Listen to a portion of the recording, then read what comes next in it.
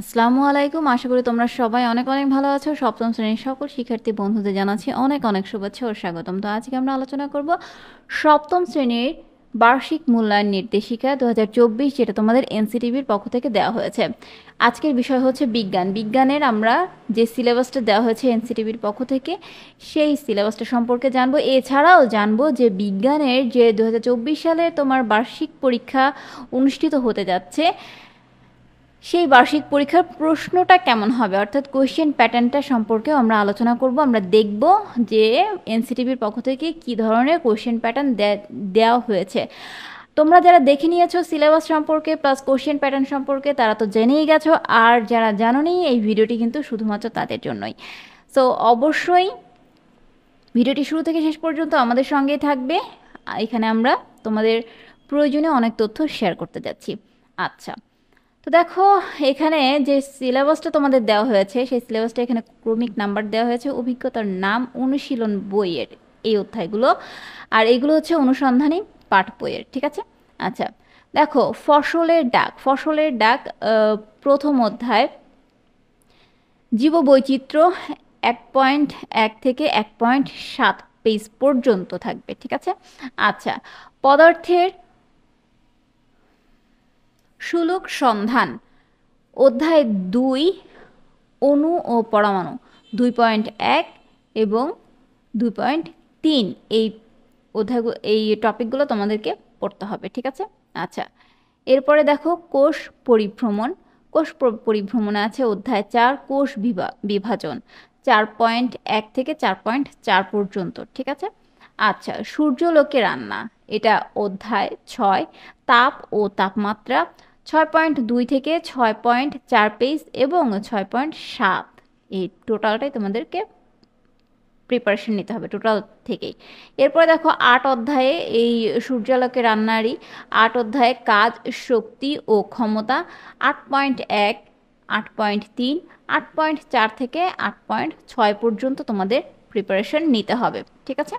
অদৃশ্য প্রতিবেশী অধ্যায় 5, অণুজীব জগৎ 5.1 থেকে 5.5 পর্যন্ত তোমাদের প্রিপারেশন নিতে হবে।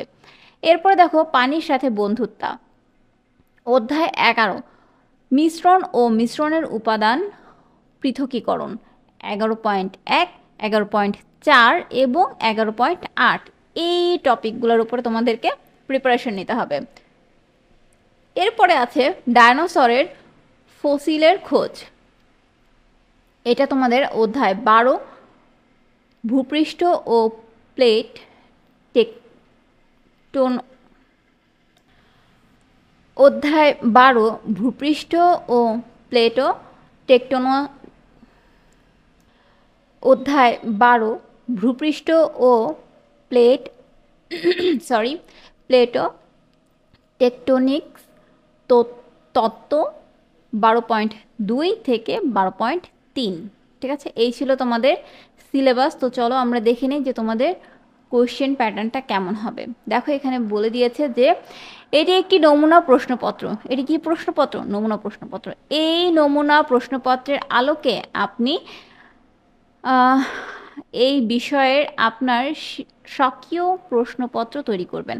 কোনোভাবেই নমুনা প্রশ্নপত্র হুবহু ব্যবহার করা যাবে না, অর্থাৎ এখানে যে প্রশ্নগুলো আছে কোনোভাবেই তোমাদের ক্লাস টিচাররা হুবহু ব্যবহার করতে পারবেন না, কিন্তু এই প্যাটার্নেই তাদেরকে প্রশ্নগুলো করতে হবে। সো দেখো এখানে বহু নির্বাচনের প্রশ্ন 15টি দেওয়া আছে, 1 থেকে 15টি। ঠিক আছে।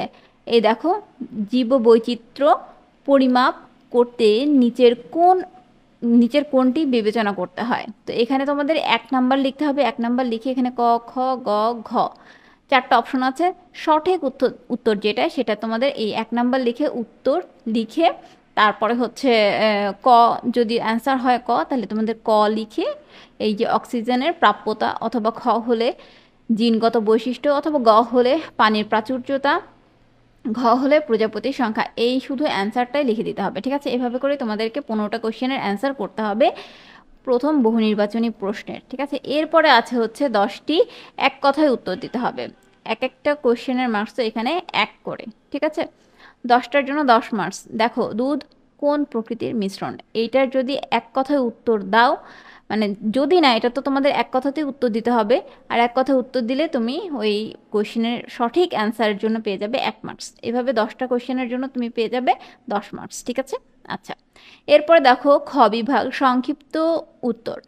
এখানেও তোমার 10টা কোয়েশ্চেন থাকবে। 10টা কোয়েশ্চেনের এখানে আবার তোমার 2 মার্কস করে থাকবে এক একটা অ্যান্সারের জন্য, ঠিক আছে?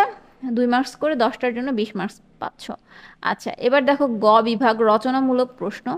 প্রেক্ষাপটবিহীন প্রেক্ষাপটবিহীন যে কোনো 3টির উত্তর দিতে হবে। এখানে তোমাদের 5টি কোশ্চেন আছে, সরাসরি কোশ্চেন দিয়ে দেওয়া আছে। এই সরাসরি কোশ্চেন থেকে তোমাদের 3টি কোশ্চেনের অ্যান্সার দিতে হবে, যার মার্কস থাকবে 5 করে, এবং এই 3টে কোশ্চেনের মার্কস থাকবে টোটাল 15। তোমাদের অ্যান্সার করতে হবে। আচ্ছা, এবার দেখো ঘ বিভাগে আছে রচনামূলক প্রশ্ন, যেটা প্রেক্ষাপট নির্ভর। তোমাদের একটা করে এভাবে প্রেক্ষাপট দিয়ে দেওয়া হবে। দেখো এখানে একটা ছবি দিয়ে দিয়েছে, জীব 1 এবং জীব 2, দুটো ছবি দিয়েছে এবং এর আলোকে দুটো কোশ্চেন দিয়েছে, ক আর হচ্ছে খ। ক কোশ্চেনের অ্যান্সারে তোমরা পেয়ে যাবে 4 মার্কস এবং খতে পেয়ে যাবে 4 মার্কস, 4 4 8 মার্কস। এভাবে করেই থাকবে। দেখো 2 নাম্বারও একটি প্রেক্ষাপট দিয়ে দিয়েছে, সেই প্রেক্ষাপটের আলোকে কিন্তু তোমাদের প্রেক্ষাপট বা একটা উদ্ধৃত দিয়ে দিয়েছে, তার আলোকে দুটো কোশ্চেন থাকবে। মার্কস এভাবে তোমাদের পাশে দিয়ে দেওয়াই থাকবে, যেমনটা এখানে দেখছো তোমরা, যে ক কোশ্চেনের অ্যান্সার করলে তোমরা পাবে 3 মার্কস এবং খ কোশ্চেনের অ্যান্সার করলে পাবে তোমরা 5 মার্কস, ঠিক আছে? টোটাল 5 আর 3 8 মার্কস, ঠিক আছে? এভাবেই তোমাদের এক একটা প্রেক্ষাপট বা এক একটা উদ্ধৃত দিয়ে দেওয়া হবে, তার আলোকে তোমাদেরকে দুটো করে কোশ্চেন থাকবে, সেই কোশ্চেনের অ্যান্সার তোমাদের করতে হবে। তো এভাবেই থাকবে তোমাদের কোশ্চেনটা। আশা করি তোমরা বুঝতে পেরেছো। তো এখানে কোশ্চেনের অ্যান্সারগুলো দেওয়া আছে। অ্যান্সারগুলো যেহেতু তোমাদের এই কোশ্চেন প্যাটার্নটা ফলো করে নতুন করে কোশ্চেন করা হবে, সো অ্যান্সারটা নিয়ে তোমাদের এখনই এত হেডেক নেওয়ার কিছু নেই। অ্যান্সারটা যে তোমাদের করতেই হবে, এই কোশ্চেনের অ্যান্সারগুলো তোমাদের করতেই হবে, জানতেই হবে, এমন কোনো কথা নেই। তোমাদের যে সিলেবাসটা দেওয়া হয়েছে সেই সিলেবাস অনুযায়ী তোমরা প্রিপারেশন নিতে শুরু করো, সেই সিলেবাসের আঙ্গিকেই তোমাদেরকে কোশ্চেন করা হবে। আর এই প্যাটার্নে, এই কোশ্চেন প্যাটার্নেই তোমাদের ওই সিলেবাসের মধ্য থেকে কোশ্চেন করা হবে। তোমরা সিলেবাসটা খুব ভালোভাবে দেখে নাও, খুব ভালোভাবে শিখে নাও, ঠিক আছে? প্রিপারেশন রাখো, তাহলেই হবে। তো দেখা হচ্ছে নেক্সট ভিডিওতে। অবশ্যই সবাই এই চ্যানেলটিকে সাবস্ক্রাইব করো আর কমেন্ট করে জানিও ভিডিওগুলো কেমন হচ্ছে, তোমরা কতটুকু উপকৃত হচ্ছ। ভালো লাগলে জানাবে এবং খারাপ লাগলে জানাবে, কোনো সমস্যা নেই। দেখা হচ্ছে নেক্সট ভিডিওতে। সে পর্যন্ত সবাই ভালো থেকো। আল্লাহ হাফেজ।